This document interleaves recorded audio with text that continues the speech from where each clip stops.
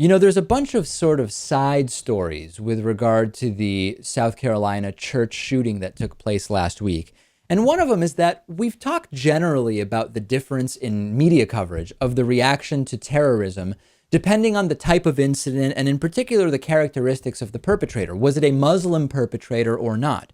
Was it a right-wing perpetrator or not? This has a huge impact on whether corporate media is willing to label it an act of terror. We now have a specific instance where we can expose the hypocrisy of one particular politician on this issue. That politician happens to be our old friend, Senator Lindsey Graham, who is a Republican also running for president right now. Let me take you back to 2013, when Senator Lindsey Graham responded to the Boston Marathon bombing, demanding that the government do everything it can to learn from the attack and prevent future attacks. Lindsey Graham in 2013, quote, "This man, in my view, should be designated as a potential enemy combatant, and we should be allowed to question him for intelligence gathering purposes to find out about future attacks and terrorist organizations that may exist that he has knowledge of, and that evidence cannot be used against him in trial. That evidence is used to protect us as a nation." Back then, a bunch of people did not agree with Lindsey Graham's claim that Zahar Tsarnaev, who is a U.S. citizen, could be designated as an enemy combatant, but Lindsey Graham insisted that attack was part of a more systemic problem based on Tsarnaev's Muslim faith. Remember that Tsarnaev killed 3 people and injured over 250.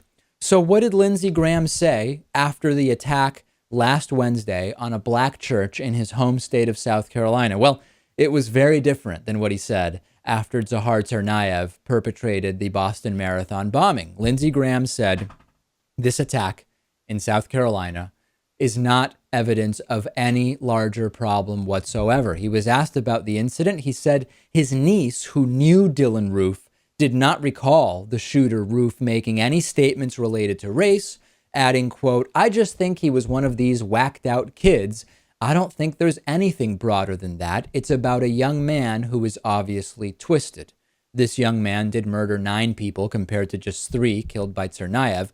But there's actual evidence that Dylan Roof was connected to and influenced by a number of broader movements, including the white supremacist movement, including the so-called patriot movement, all movements that the Southern Poverty Law Center, which tracks these groups, Lewis, says are a problem. So this is a problem for Lindsey Graham and his Republican Party, right? White supremacy is a right-wing movement. Non-whites taking over the country, something Dylan Roof stated was one of his concerns in his manifesto, is a regular refrain from many conservative groups. So Lindsey Graham, exposed as the hypocrite he is, eager to tackle so-called Islamic extremism, not really focused on terrorism motivated by white supremacy, even in his home state of South Carolina. Yeah, continuing the idea that the brown guy is the bad guy, Right. right?